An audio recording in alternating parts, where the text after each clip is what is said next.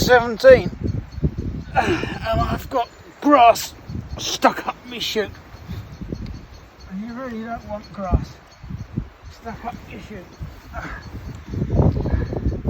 This time of the year the grass is so lush here, trying to get a decent cut on it, it just blocks it up, but it's worth it in the end.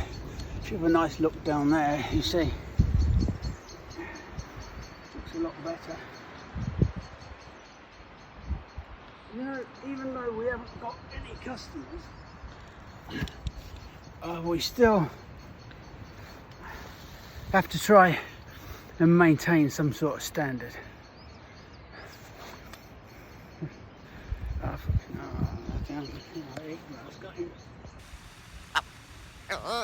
The Royal Horticultural Society have said we are in crisis. The industry is lacking youngsters coming through.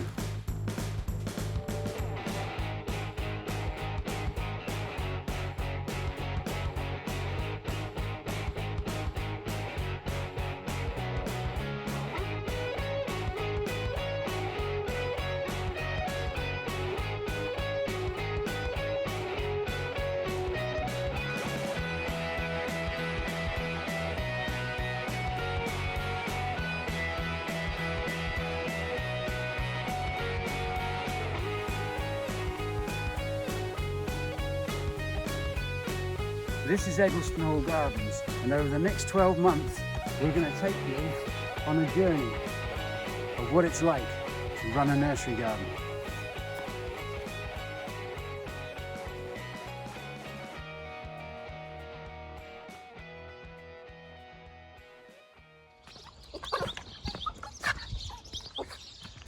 Yeah, look at those. There's a nice display of tulips and daffodils and narcissi. The old Fritz are going over, the Crown Imperials. They're just about finished now. It's all laid out to look rather nice, but as you'll be sick of me saying, there's absolutely no point really. It's just for our own. Those are developing nicely. Muscari, blue spike. I can never make up my mind. I've never been a great lover of white flowers because I always think that the buggers go brown.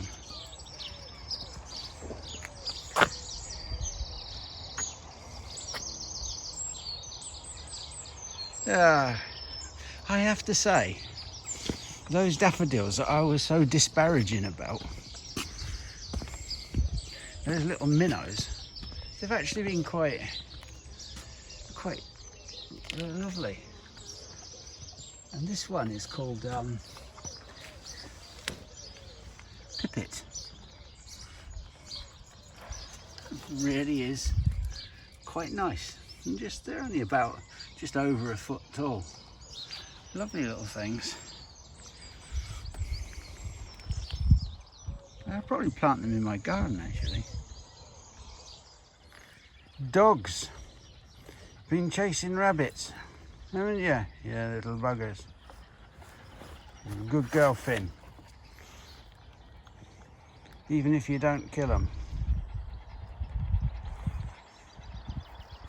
Don't even catch them, do you, Finn? You're a big softy, you just want to play with them. Right, now here's a wonderful plant. Just come into flower. Well, just starting to produce its bracts. This is a cornus. The flowering cornus, not the coloured stemmed ones. This is a variety called Ormond. Beautiful thing. Those bracts will get a little bit bigger yet, but they last such a long time. It's just a speckling of flowers on bare stems, and I just think they're beautiful. The little double anemone vestal is just about coming into flower now. It is Well, it's just such a delicate little thing, and it's really clumps up very, very quickly. These are just tiny little plants. They'll go into a 1 litre pot, but they are absolutely beautiful things. Vestal. And over there, that's the ovularia. Now, those are young propagates that we top dressed a week or 2 back. I think I probably went a bit, I got a bit enthusiastic about them because they are one of my favourite plants, especially for little shady areas. So we'll have a look at the, we'll go down and have a look at the mother plant. The old stream is a bit, there's not much to her at the moment. This is the head of the stream. You can see there's a couple of great big stone lintels across there. It's a culvert, where there used to be a mill here, a small mill, and it used to grind local oats and corn and things. You can see that we have a few conifers here at the head of the stream, and it's quite shady, and hidden away in the shade is the mother ovularia. Yeah, I just think there is so much grace and delicacy of this plant. She comes up in the spring, about now. Well, obviously, because it's in flower now and I'm showing it to you, but it is the most lovely thing. And just in the shade, it just brightens. It's one of those plants you can't help feeling that it brightens your day up.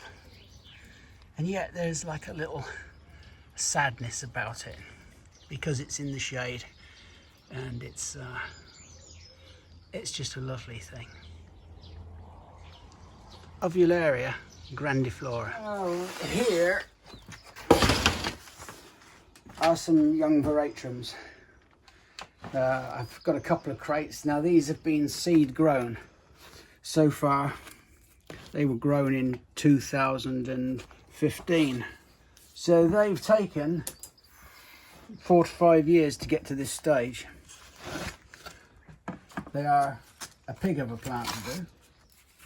But and what I'm doing here is I'm just taking them out of their old pots. And they're only in 7cm pots. And what I'm going to do is just clean them up. And I'm probably only going to go up to the next size pot because they're slow in their initial stages. They're fine once they get going. They really just need to go up 1 pot size, really. Because they're seed growing, they're very variable as well. You can see some have failed and some are a little bit bigger. But I'm only going to go up to 1 size, and these are quite an expensive plant because of the time involved in doing them. If you just come down the garden with me, we looked at them earlier in the season.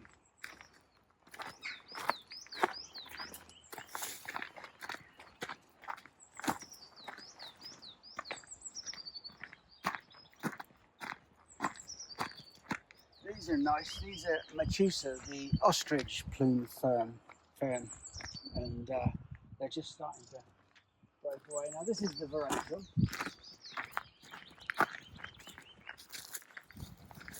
And they have these beautiful sort of pleated leaves. Most lovely thing. You can see the late frost just nicked the ends there of the leaf when it was young. Some of the others will have been curled up, so they were protected. Sometimes if there's a frost, if you just want to avoid that, if there's a late frost, just stick a curtain over a bit, a net curtain or a bit of fleece or something like that.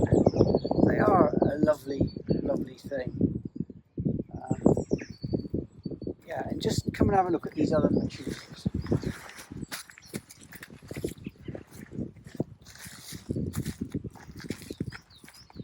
There's a maple here, Corallinum, that's just starting to come into leaf. That's a lovely thing. But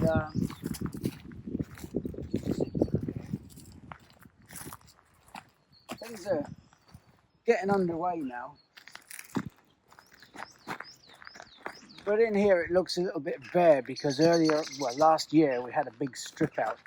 Down there is some nice Solomon seals. They're starting to look really attractive. They're not fully out. They always remind me of somebody's little sort of teeth. I don't know why.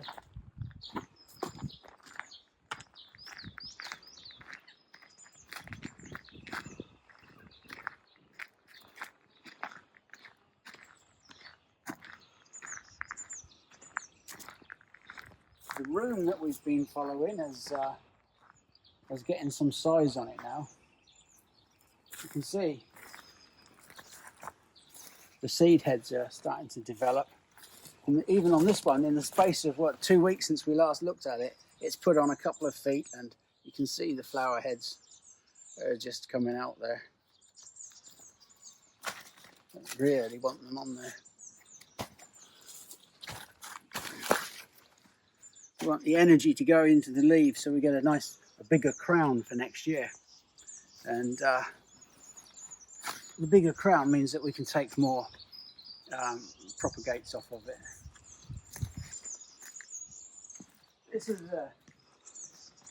These are the mechusas, the ostrich plume fern, and it's a beautiful thing. It gives the garden a sort of a primordial feel to it.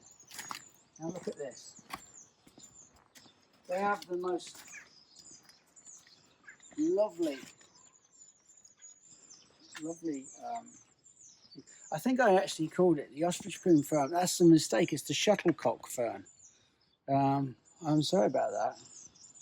So if for the past 2 or 3 minutes you've been under the impression that it's an ostrich plume, well, you're barking up the wrong tree. I'm a tosser, I know.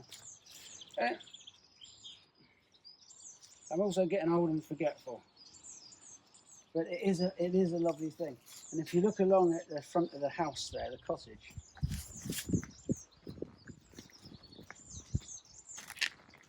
you can see that they're all starting to come up there. Now the soil's a little bit drier there and it's a bit sunnier. So they're a little bit behind if you just turn round and look back at where it is in a semi-shade. Go that way. Mind the dog, it doesn't fall outside the road. Over there. See? They are lovely. I just think they are, well, I think they're wonderful things to have them done. And they do spread around. Its proper name is Mechusa strepitopteris. And that stinking old blue thing there is Brunnera. Like a perennial forget-me-not. You can get some really posh ones there. They come in variegated forms like Sea Dream and Jack Frost and, well, other things. I can't remember what they are now. We've got loads of them.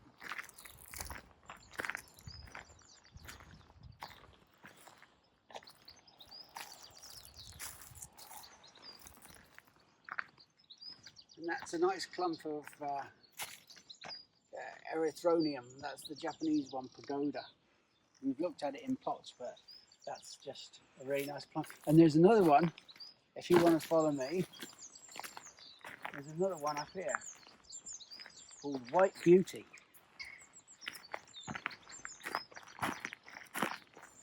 Again, it's very, very delicate. Beautiful, beautiful little thing. We have to get some work done in these borders, but unfortunately I've got no staff at the moment. So we're just relying on what time we can get here and there for a minute or two. It's going to be a bastard. It's something I should point out, and it's a good example of, well, we can't always label things exactly. I will label these as veratrum, but I can't label them as album or nigrum because I have both in the garden, and these are seedlings from those. Now when I'm growing things from seed, it isn't always the same as the parent plant. So they could be album, they could be nigrum, or they could be a cross of the two.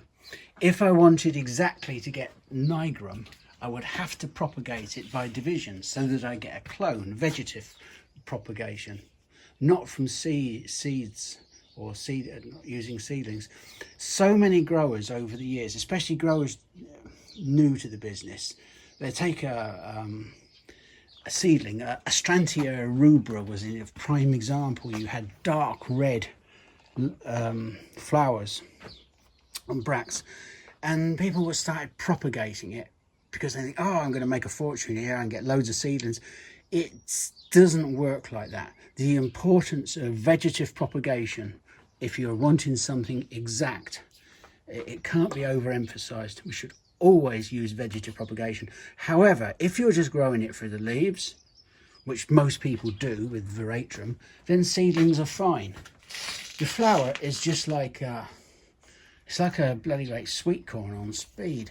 It's just like on steroids. It's just like, I don't know what people see in it, but I suppose it is interesting and it's structural. That's down to personal taste. Album or nigrum, one is a wishy-washy whitey colour, and the other is dark wishy-washy whitey colour. I mean, yeah, it's a lot darker, granted, but I don't, you know,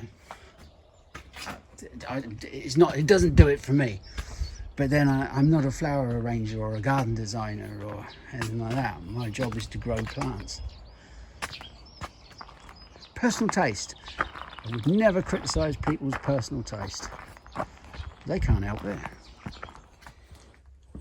I am at the moment going through some of the little summer divisions that we took last year. Now these are a little dwarf trolleus, and these are what we call nibs. They're little summer divisions, tiny little things that we take off of a good plant in the summer. Like if we've got a lot of pots or something, we might sacrifice one and break it right down into its components, you know, it's the various shoots, and then take little divisions, and they're lovely little things. Now I'm going to move these up to a 1 litre pot. It's really not that difficult, really. I mean, they are just lovely little things. By the end of the season, they will make fine little plants, and they may even need repotting again. So I'm going to work one-handed here while I just film this. There we are. One little trolleus. Now that'll grow on and fill that pot within about, I would say, about 8 weeks. So you're looking end of June, July, a year after they were struck, then, and you've got a plant that's ready to go into a 3 litre pot for its final potting, ready for sale.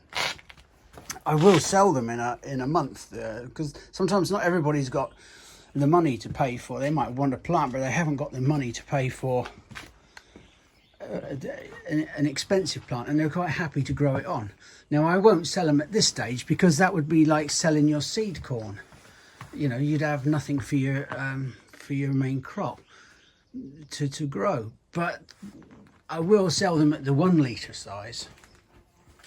And then there's another group of people, they don't want small things. They say, oh, I'm an impatient gardener, I want a good sized plant.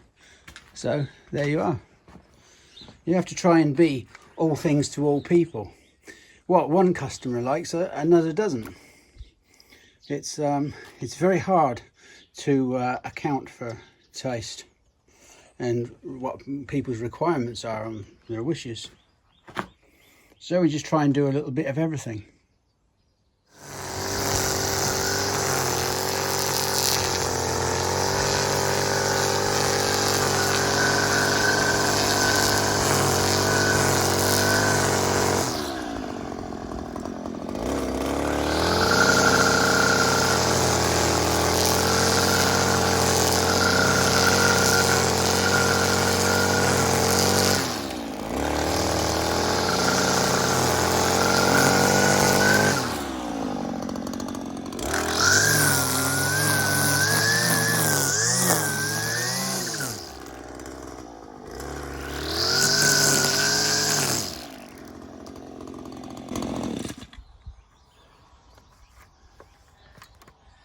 Manual labour, this for peasants.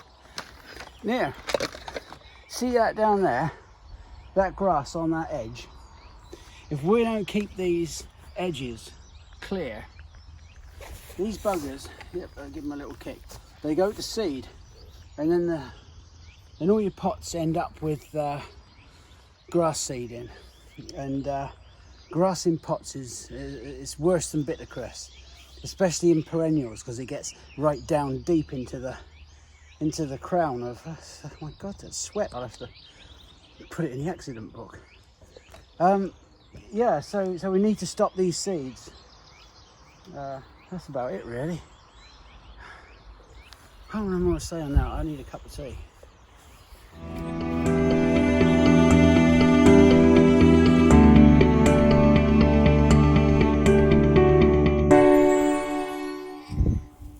Well, hello. Trying to find the best angle. It's all right. A bit too. Well, hello. I hope you're all well. As I haven't been working at Eggleston Hall Gardens since the lockdown started in the UK, I've been working for my neighbour privately, just tidying their garden for a couple hours every week, and I've been doing my coursework, working in my own garden, and doing other work, and because I'm learning to drive, so I've been doing driving revision also, so I've been quite busy. But right now I'm going off to do some litter picking while picking up old tree guards.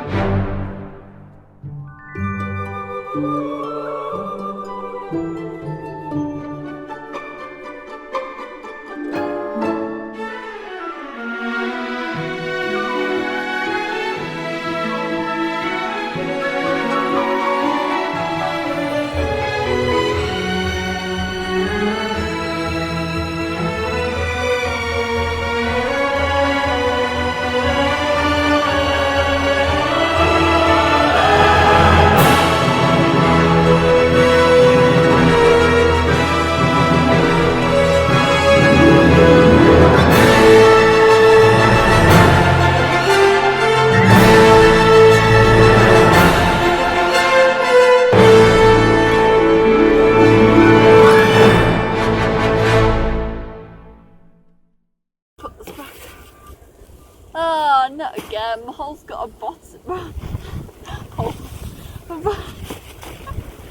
Oh, sorry if I didn't cut that. There's a hole in my bottom. There is. I'm not happy. It's in the bag. Not at all happy with that. I'm gonna get back on with work. That isn't there. Right. I've got these plants. Have a look at these. These are a lovely little spring flowering Veronica. A couple of those lovely Muscari, the new one with the nice bicolour. This is one of my favourites, Dodecathians. The Dodecathian, the shooting star. And a lovely little phlox called Kimono, which is they're all going to come in. We have this trough to make up for an elderly lady's birthday, and Lisa has charged me with the task of doing that because she doesn't want to do it, frankly. Anyway, we'll take these and we're going to do this in real time, because I think people fanny about too much planting up a trough or any container. So we just put them there. We know what we're going to put in. There's the trough. It's a nice terracotta trough. Look at that. Beautiful thing. You can see in the bottom here there are two holes. But these are drainage holes, so it's really important, and we don't want soil coming over those. Modern methods, they use polystyrene or stuff, but we're not going to use that. What we're going to use is old broken pot, crock. There we are. That's the sort of thing we use. when you crock a pot, you always put it bend side down, concave side facing downwards. Put that over there. And put that over there. So the soil goes over the top of those. Just to add a little bit extra. We'll take probably enough soil. What I'm going to do is add in a bit of alpine compost.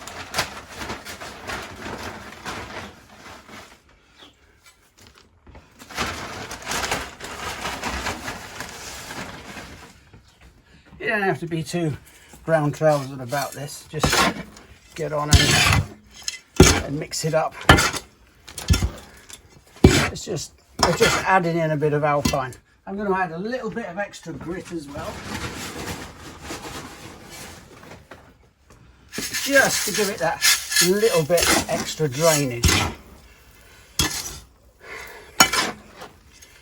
Right, we've got our trough. And that. And that. And that. There we go. We've just about half filled that now.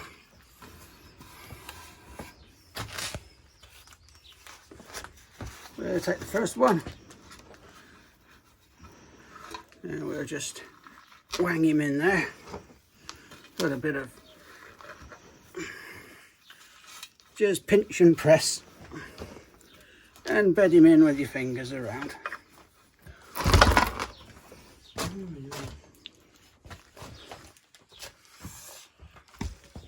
The Dodecathian being taller can go in the middle. See, this is a perennial sort of trough. They're not strictly alpines, but they are things that will come back every spring. So it's a spring trough. There we are. There's the old Dodecathian. We'll put the phlox at the far end. You don't need to fart about all day doing a job like this. Plenty more other things to do. Just get that round there. The thing is that you can always overfill and run off afterwards, just scrape off. Now we've got 2 spaces between where we'll put these lovely muscari. And just get your fingers well down in and get that, pinch it in.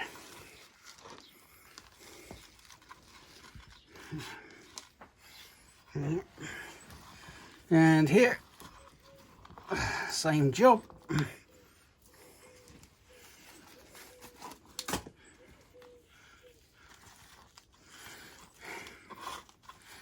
There we go. A little bit of compost left there. I'm going to tamp it and then just press around it. Now this is being delivered, so what we're not going to do is water it. You can water it themselves. And there we go. And around there. Around there. We're just topping it off. And there, press that down.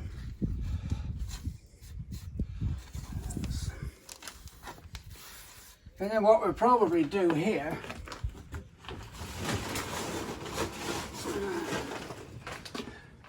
is dress it with a bit of grit, just to make it look really, really nice. Flush, separate the things, and it also stops a lot of the surface evaporation. Now, if it's an elderly lady, she may not feel every day like watering it, and a little bit of grit is just going to trap a little bit of moisture underneath. Just stop that surface evaporation.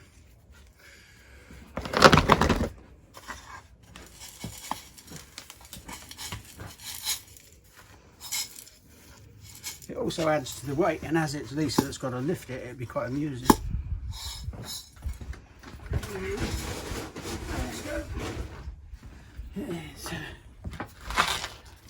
Get into those corners. It also acts as a bit of a weed suppressant.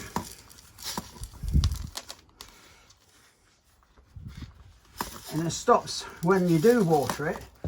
If you're a little bit heavy-handed with it, it also stops the soil making the leaves all soily and messy and all the rest of it.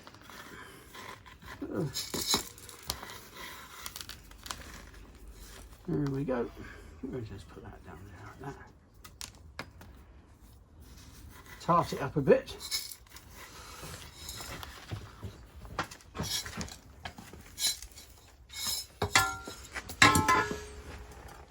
I don't really think there's a... Oh my god, this is embarrassing. I'm not using that, it's pink. So, we're just going to... It's like being at the barbers when they do your neck like this. Not that I go to the barbers very often. There we go. I want to leave a bit of staining on the pot because we want it to look, we don't want it to look brand new and contrived. So, I'll get that like that.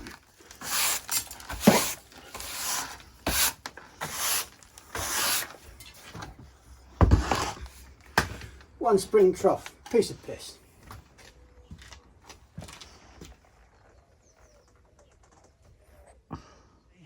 I am mostly potting on ferns. It's very hard with ferns. You know, it's the name's Dryopteris affinis pinderi. We've got a Dryopteris affinis cristata.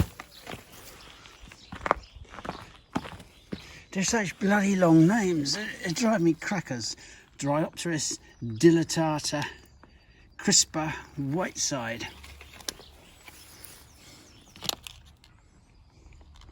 Thalepteris, the Japanese ferns, Thalepteris decursive pinnata. And the one I'm just about to work on, pepper,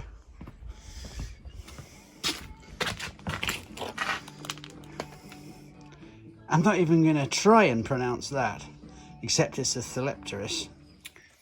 I've never been a great lover of ferns, but we have to pop them up this time of the year, and they're just you just need to be a little bit careful of them. This is one called Affinis cristata, Dryopteris affinis cristata. Its variety is the king. It grows to about 4 foot tall, and it's very attractive, and it will grow against a north facing wall. Now this is an evergreen or a semi-evergreen fern, and ferns are really a prime example of when a plant, to my way of thinking anyway, when a plant is evergreen and would be better off not being evergreen, because although it holds on to its leaves, they do look tatty. They never look particularly lovely, and I sometimes feel just clear the decks and then enjoy the lush growth rather than having a load of tatty leaves there all winter. But some people like to see a little bit of life or whatever. Now, if I said to you apical meristym, you'd probably think I was like, well, you'd probably think it was a rock band or something, but you'd probably think I was being really clever. But it's just a posh way of saying the growing tip. The growing tip of any plant is the apical meristym. Now, these ferns are called cristata, which means they are cristate. Cristate means that the apical meristym, or growing point, is crested. It's a mutation. It can be caused by bacteria or sometimes by fungus or whatever, but generally it's a mutation, and especially in ferns it's really sort of liked. And if you look at all of the ends of these leaflets, you'll see each of them has a crest on the end. So when anything is crested, cristate, cristata, cristata, it means that it's just got a crest on. A good example of this would be the hart's tongue fern. Now everybody knows this. It's got another name now, which I don't know what it is, but this is Asplenium. Asplenium scolopendrium. And you often see it. The leaves grow much longer than this as the season progresses. The same plant, but with a crested leaf, is Asplenium scolopendrium cristata. And you can see there that the leaf compared to this leaf is crested. I just thought that would be like a little thing. Whenever you see that on a plant, you then know that it's crested. If it's not, it's wrongly labelled. And occasionally I do get things wrongly labelled. I think my mind wanders sometimes on the printing machine. There you are. There's a little technical class there. Now, here's something irrigation-wise that's quite interesting. These taps. Sometimes people have leaky taps, and they have a washer on these male joints. And sometimes lances that you get, like this one, they have a washer on, and it's a little rubber washer there. Sometimes with a leak, you don't need to replace the whole thing. You can just replace the washer. And there you are. I don't know where you can get them, like B&Q or anything like that, but you can certainly get them from LBS Horticulture, which is where we get most of our stuff, either LBS Horticulture or PG Horticulture. And I'm not getting paid for saying any of that. I'm just going to take this off of here. You can actually see that it's quite perished. Yeah, it's fucked. So let's get me put the new one on. And stick it over the top.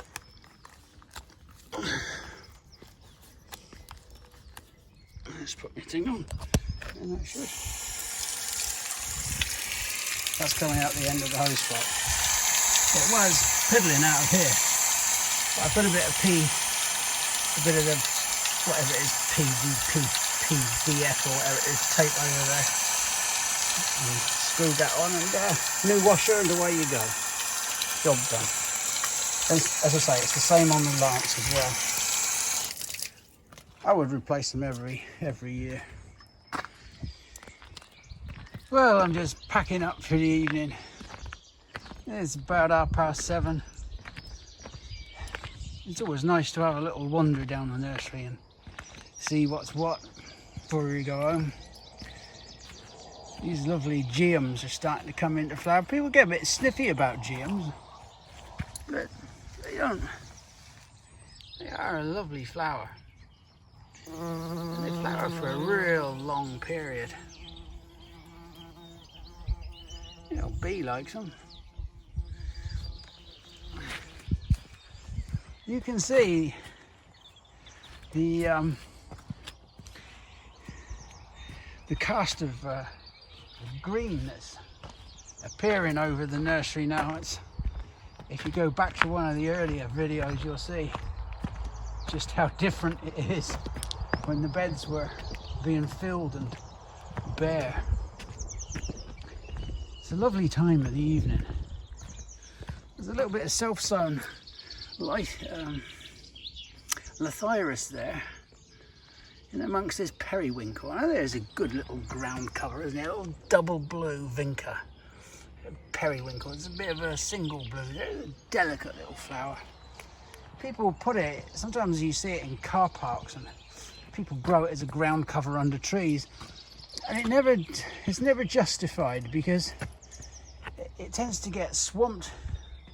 Well, it's used for swamping weeds, but it tends to get lots of weeds growing in it amongst it, and the soil generally is impoverished. But grown like that, it's a very pretty little thing.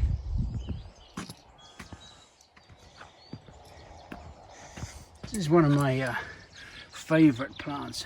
You'll see this later on because I'll be ranting about it. This is a Sidalcia, and it's called Sussex Beauty. Cracking thing. Nice to see that they're all coming to life now. And there are some other things. There's some thalictrums over there that are looking really big and bold and healthy. That's a lovely flower. That one's called Black Stockings, and it's a real strong grower. Cracking thing. A lovely plant. It'll be the best £8.95 you'll ever spend in your garden. Look it up online.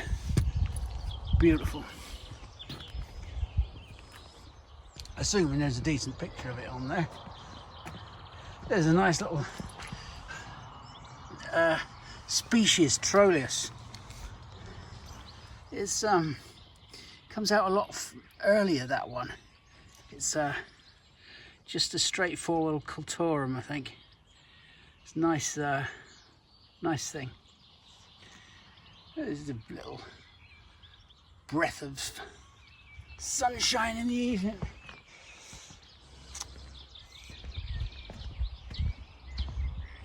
This is a plant that I particularly like, the Veronicas.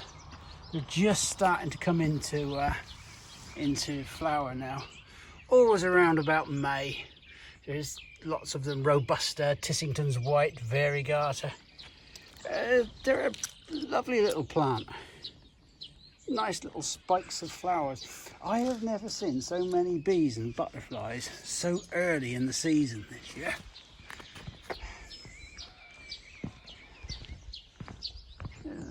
Find something else that's just come into flower. Yeah, there's a. Here we are, Spirea arguta. This will form a lovely little mound about, oh, I don't know, about. I'm just trying to convert, probably about 4 or 5 feet. Maybe a bit more depending on your soil. You see, when people say to you, how tall does this grow? If they're not experienced gardeners, they tend to expect me to give it to them, you know, it's going to grow 4 feet 2 1/4 inches. Well, you can't be specific. It depends on the fertility of your soil, the light, the shade, the tilth of your soil. If it's trying to grow in rock or rock hard soil, it's going to struggle, isn't it? So heights can only be a generalisation. That's it. I'm going home now. I just need to have a check around sometimes. The old churchyard. I've just been in here to cut the grass. I don't have anybody to do it, so I have to run it over myself at the moment. Picea breweriana. Look at that, isn't that lovely? The way it just weeps. Seems just fits nicely in here in this old churchyard. You can see the hills in the distance have got a haze on them. 400 years worth of graves here. It really is interesting here. There is a Katsura. Now that's not a weeping Katsura, Cicidophyllum, but it is. It has, as it gets older, it has a lax habit. You can see I've lifted the skirt on this. Now the RHS and horticultural people, they call this raising the crown. Now, I don't like that expression, raising the crown of a plant. That's when you make the clear out the bottom, because you're not actually raising anything. So I'd much prefer lifting the skirt. But people think I do that because it's smutty. It's not actually. It's you know, I get quite a few complaints on the in the comments occasionally about bad language or inappropriate expressions, and I'm very sorry about that, but I ain't going to change. It's impossible. My old man was in the Navy. All his friends were in the Navy. So my upbringing was a bit naval, to say the least. My mother wasn't there very much. And when the old man was home on leave, he was quite strict, but in his own way. He used to come into the bedroom in the morning. He would be up at the crack of dawn, 6 o'clock every morning, without fail. He'd come into our bedroom. Come on, lads, up you get. Hands off cocks, on socks. And God help you if you weren't up. Because next time, he'd be in, pull you out of bed, pull the blankets off, or at the very least, or chuck not a bucket, but a mug of cold water over you. You are not lying there in that stink pit all day, boy. Get out. So it was a turn of phrase that I sort of like adopted. It was, he just had ways of saying things, and I suppose they rubbed off on me. And I've seen no reason to change them. A good example of this was we had an old lady teacher. I was in Berkshire at the time with my grandparents, and this teacher, Mrs. Newsom, at Westcott Road School, she was a fearsome woman. Absolutely fearsome. I don't know what that is on that. There's some sort of sign on this church. This church, as you know, is 400 years old. I don't know what that is. Peculiar. Anyway, she was fearsome and everyone was terrified of her. Anyway, she sent us all home one day, and we had to, there's the sundial. We had to recite these, a poem each or something or other. Anyway, everybody was doing their poems, or they'd made up little poems, and I recited one that my father had told me. And it went something like, I stuck my finger up the woodpecker's hole, and the woodpecker said, God bless my soul. Take it out, take it out, take it out, God blimey. And I didn't think anything of it. And everybody sort of went silent. And I thought, oh God, perhaps I'm in trouble here. And anyway, turns out Mrs. Newsom, her husband was a chief petty officer on a different ship. My old man was on the Ark Royal. But from that day onwards, I was her little pet. Funny, isn't it? I didn't get a bollocking. I just got told I was a naughty boy, and she'd be having words with my father.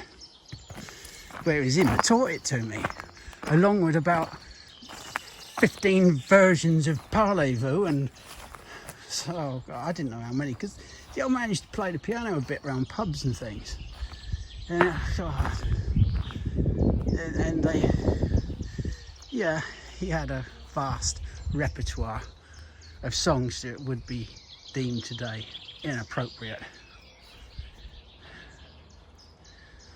So if my turn of phrase, he's 86, 87 now. He just got married recently again. You know. Yeah, if there's any complaints, I'm going to put you in contact with my old man. You can blame him. You old bugger. Yeah. Talking of old buggers, I reckons we should have a little trip to Dorset. I don't know what put that thought in my head. Right, this is the bed that we showed you a few weeks ago on Malcolm's. They were just coming up through with their cotyledons, but as you can see now, they're all set, well not all, but most of them are set with their first set of proper palmatum leaves. And... no, we can't, there you go. Yeah. And the bed, 2 beds behind Laura. Woo. Standing on stuff. This is the bed that you saw sowed, which was 3 weeks ago, whatever. Let me get the sunshine. There we go. Cotyledons, and they're starting to break from the centre. We just let it focus. There we are. So these are the ones that we sowed on camera, whatever you call it. On the movie. On the movie. Yes. There you go. You can just show the other ones too. Here's the other ones. This is my shadow. There's more up there.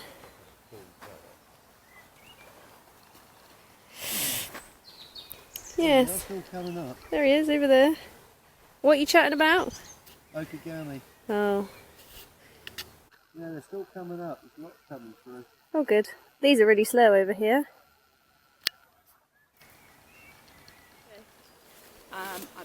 That was successful. I found the queen looking really healthy, and there's lots of brood and new eggs, day-old eggs, and there's honey, there's pollen, so everything's looking good.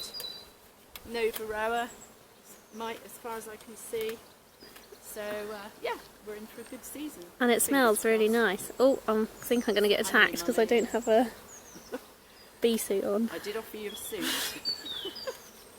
Oh, so yeah, all's good. I'll send you a jar, Malcolm. Oh. I'm just going to show you an ace that I've got on my deck. It's a viridis, and I don't know if you can see. I'm just using a different camera because my phone's broken, so you have to bear with me. If you can see, there's some there. There you go. There's some little seeds that have started forming. There you go. So the bees, I was going to try and find some bees on here, but the bees have already done their thing and the flowers have already gone. So now you've got little seeds starting to form up there, look.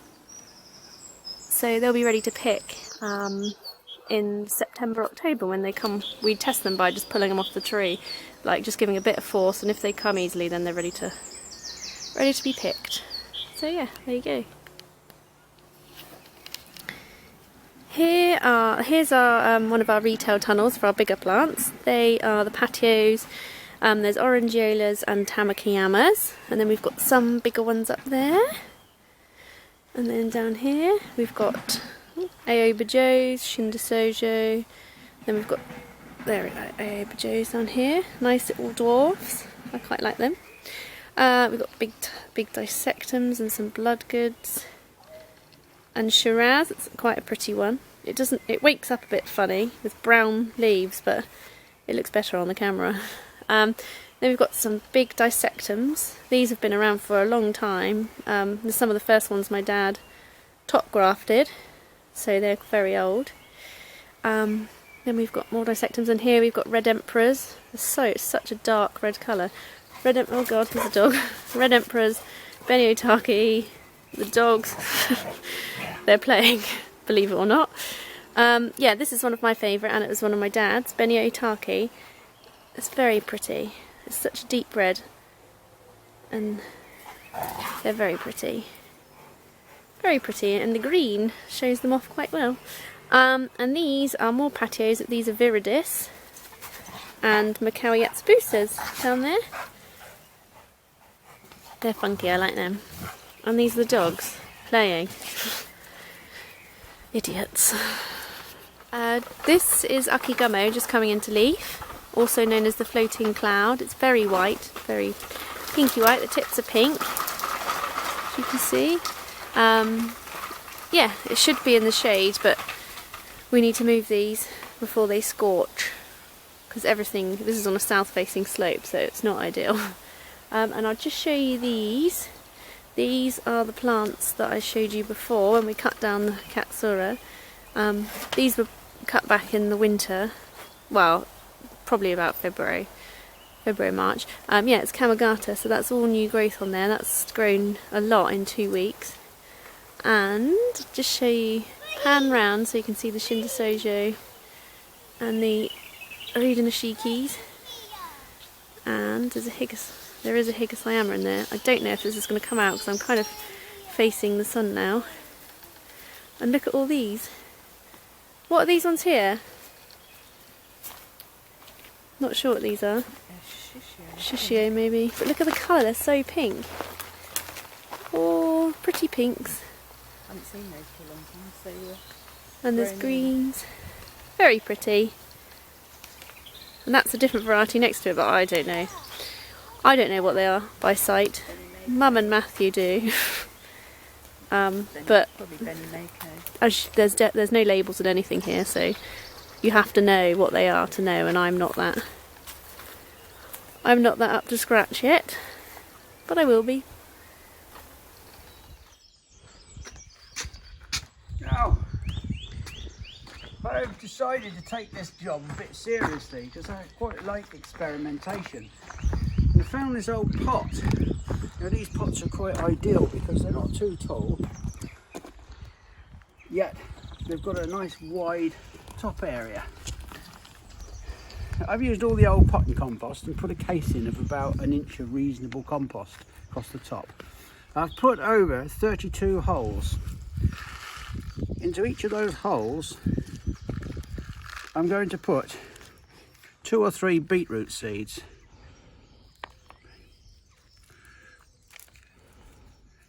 Now, this might seem a bit pointless. Now, the whole point of growing vegetables is so that you've got some return, some food of your own that you've grown yourself, but it's got to be profitable, otherwise there's very little point in doing it. So what we're going to do here, we should get the 32 good-sized beetroot. But before that, we should get some baby beets, because we can allow the 3 or 4 to grow up to a reasonable size and then just thin them out. Now, a beetroot in the shops is anywhere between 75 pence and £1.20 for a bunch of 4 small ones. So if we had larger beetroots, we would have the equivalent. A couple of beetroots this size would be the equivalent of a bunch that you buy in the supermarket. So you should get 16 bunches. That, to me, makes it profitable. I hate to be capitalistic about it, but sometimes you have to consider these things. Plus, we should get a crop or 2 of baby beet. Those are the thinnings that we can let go to about ping pong ball size. So I just carry on sowing these. You sow them about ½ inch. Okay, I just got a few extras here. I might give them an initial thinning of down to about 2 or 3 seedlings, and then just let them and have the babies later on. But they are really worthwhile. I was in Marks and Spencer's the other day and I bought a little plastic tub of baby beetroot. It was over £2. It was, well, anyway, just rub them in. Don't be too sniffy about it. Just rub your hands over there like that. And we will see what happens with these. We've already got 2 carrots. I am so confident about this and so keen on doing the experimentation that I have ordered 15 of these pots at £8 each, which is an investment that I'm prepared to make because I think the results will be interesting. And we're going to sort of try all sorts of things. Sweet corn, French beans, runner beans, peas. I've thought of a way of doing peas in them. So let's see if over the course of this year, if the average gardener can't have a backyard full of vegetables. And if it works. If I can't do it, it would be really embarrassing.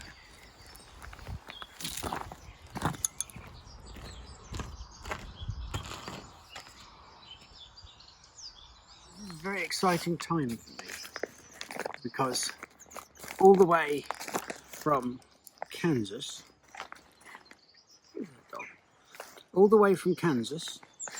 which I believe is in Chicago, I don't know, I could be wrong, has come my new hats. Is Kansas? Why is the cameraman shaking their head?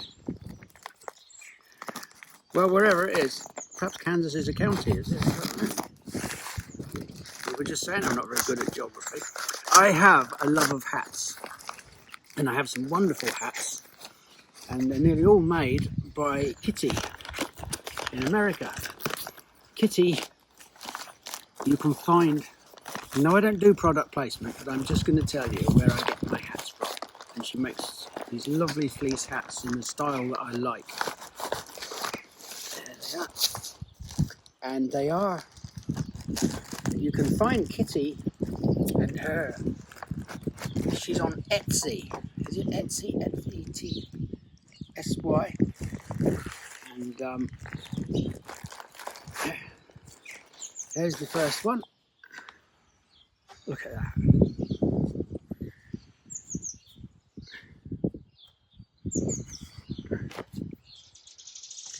And you go on Etsy and you look up K is for Kitty. What about that then? K is for Kitty. That's the first one.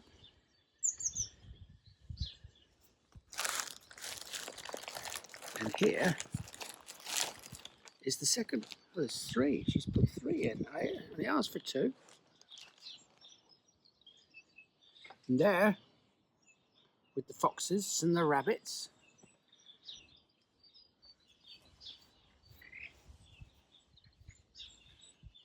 It's number 2. Yeah, well, look at, isn't that wonderful? She stuck me in an extra one. And there, on the autumn leaves, is number 3. That is a surprise. So yeah, I love these hats. I don't know why I like them. They have tassels, and I know I look like a bloody goblin in them, but I just like them. Thank you very much, Kitty. That's it now.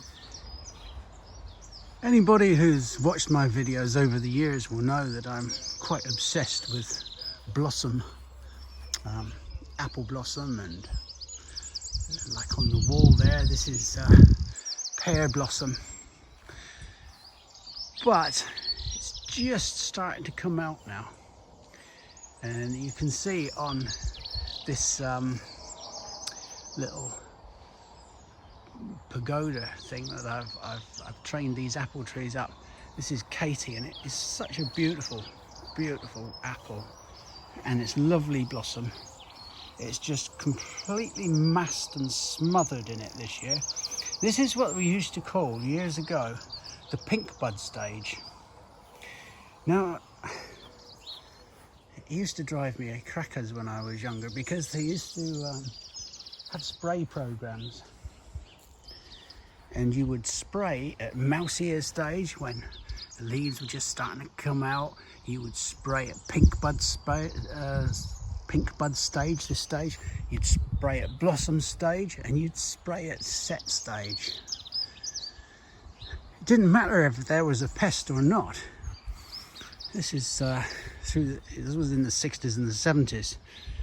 And if you look at some of the books like Hessian's books, your garden expert books, there are spray programs in the older versions of those that would be absolutely toe curling now to think of doing. We were guilty as years ago of really indiscriminate overuse of pesticides. I'm not saying they don't have a place, but they have to be used discriminately and only as a last resort, and only with the weakest ones that you can possibly get away with.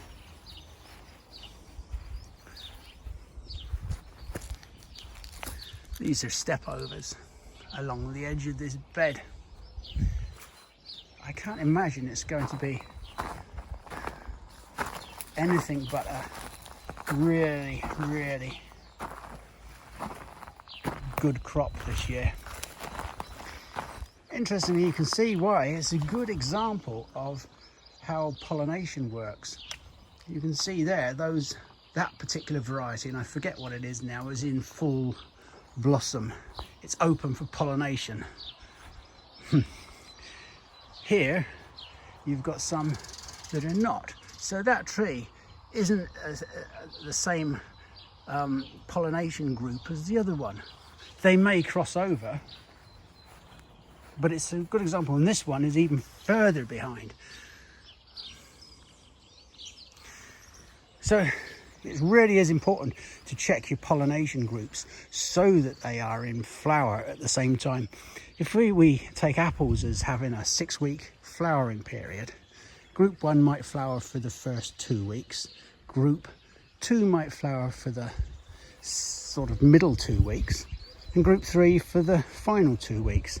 It's a very basic way of putting it, but if we then grow apples that are in group 1, or there's some overlap between 1 and 2 or 2 and 3, we can then make sure that we've got pollination at that for those particular varieties.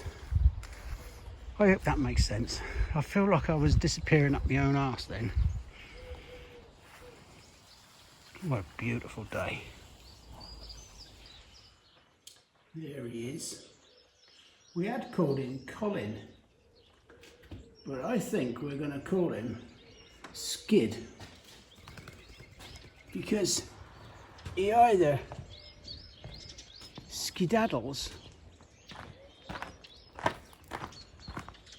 look at him go,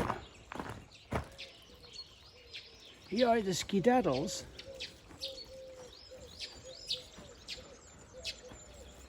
look, there he goes, alright, look at him, yeah, he either skedaddles or he suffers from skid marks.